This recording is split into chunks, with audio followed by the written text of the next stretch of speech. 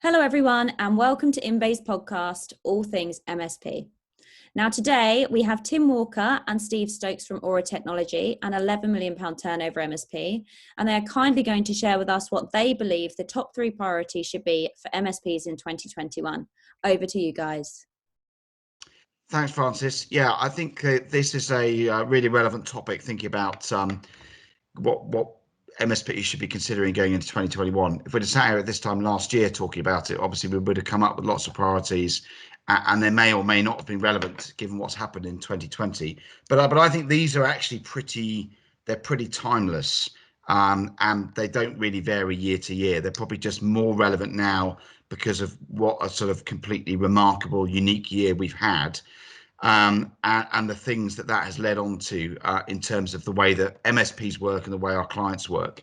So I think that the first area I'm going to talk about of the 3 is around knowing your business and having good governance in place. So a lot of MSPs just don't quite have the level of management information reporting that actually exists at really at their fingertips in some of the PSA tools like Autotask and ConnectWise and Kimball and others that are out there in the marketplace. And I think it's really important that an MSP has its house in order. So, you've got regular management meetings, you've got a regular board meeting that's happening, that's formally documented with actions and points that are happening that actually get done. That you have an annual business planning cycle, at least as a minimum, that is happening where you're actually reviewing what your forecast is. But I think that's probably one area that's accelerated rapidly from what we would have discussed 12 months ago, because business planning has become very short term. And what that's led to in our business is that we're forecasting every month, and we're doing a sort of big forecasting exercise on a quarterly basis and rolling that out at least one financial year, and in many cases longer. What that does is it sort of takes you away from the annual budgeting cycle that starts a month or 2 before your year end, and often doesn't actually kick in until you've started your new financial year. So we've very much adapted that so that we have that running periodically on at least a quarterly basis.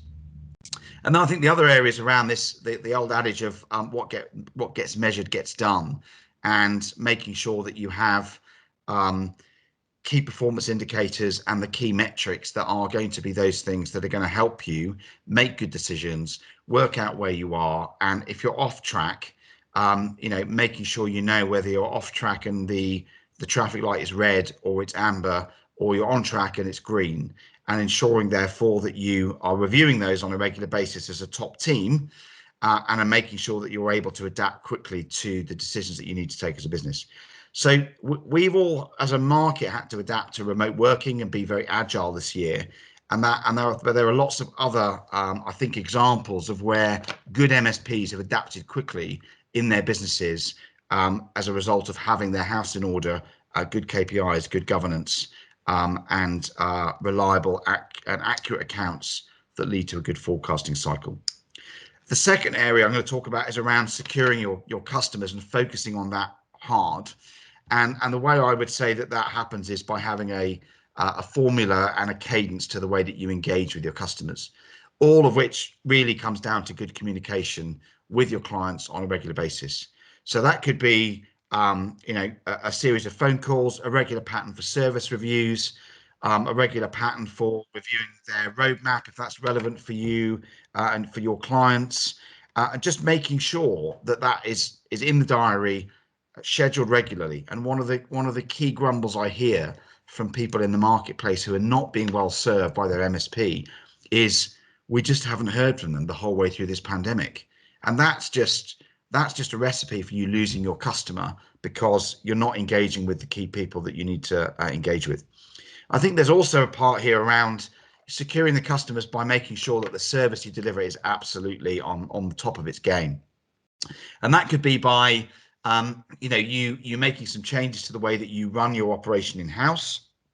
That could be by you deciding to outsource it to an organization like Inbay, and making sure that you deliver as a business the things that you are best suited and best capable of delivering, and leaving maybe other third parties to deliver certain other services. But whatever is the right mix of that, that's relevant to your particular business, focusing on service desk performance, project deployment on time and on budget, and ensuring that all the deliverables there are delivered is one of the key ways to secure your customer, and then engaging with them on a regular formula to do that. And then the final area I would just touch on is around focus and making sure that you're not trying to be all things to all men, but actually that you know the things that you are good at delivering, and that where you're thinking of adding other services into the product and service portfolio you've got. And I know that SOC is a really hot area at the moment. Making sure that you can deliver it, that you know how to bill it, that you know how to support it, that you've either partnered with the right company to do it, or you're able to deliver it in-house. That's just one example of making sure that you've got the right focus around what you're doing. And also making sure that the focus of who you're actually trying to win as clients is there too. If you're trying to be a all singing and all dancing MSP to a 10-man band business, 1 minute, and in the next minute you're trying to serve a 100-person law firm, and you're also trying to do a bit with the NHS. You're trying to be all things to all men, and that I think is a recipe for a much less profitable managed services business than those that focus on a particular vertical market or territory or something like that. And Steve, I know you'll want to come in on some of this as well, particularly around the service points, given what you're doing now. Absolutely, Tim. Absolutely. So yeah, my advice is obviously to look after your customer base and have regular dialogue with your customers.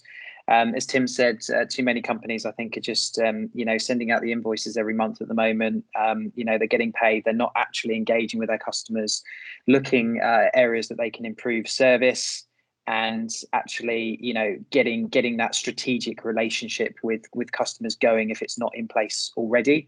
It's likely your customers have been impacted by what has happened this year with the economy during the pandemic, so they may be looking to cut costs. So it's really important more than ever that you're showing how much value that you can give to your customers by supporting the technology that they use.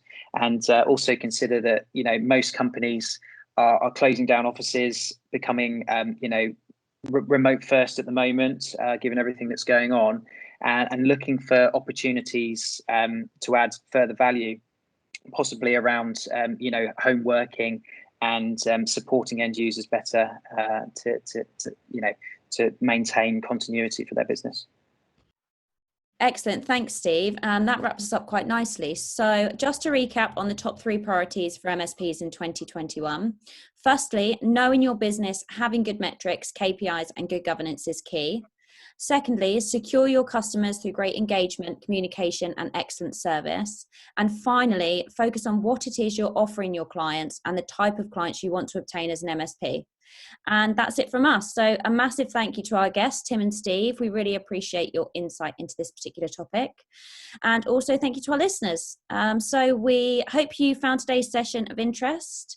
And for more top tips, take a look at our resources section on our website at inbay.co.uk. And I will see you later. Thanks very much.